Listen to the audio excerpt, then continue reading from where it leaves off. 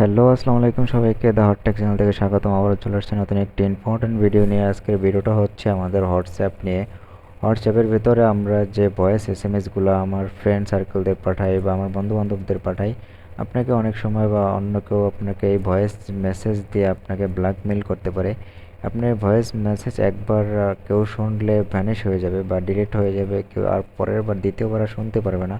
এরকমের সেটিংটা কীভাবে কী করবেন সে বিষয়ে ধারণা দেবো। সো ভিডিওটা ফুল দেখুন, তাহলে ফুল ধারণা পাবেন কীরকমের সেটিং করতে হবে। আপনার ভয়েস মেসেজ একবার শোনার পরে ডাউনলোড দিয়ে রাখতে পারবে না, মেসেজটা একবার শোনার পর ভ্যানিশ হয়ে যাবে। কীরকমের কী করবেন, সো ভিডিওটা ফুল দেখুন।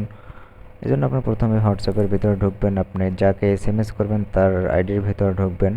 ঢুকবার নিচে যে আপনার ভয়েস যে মেসেজ যেটা দিয়ে পাঠান সেই মাইকে অপশনে আপনারা ক্লিক করে ধরে রেখে উপর দিকে সুইপ করবেন, একটু চাপে ধরে উপর দিকে সুইপ করবেন।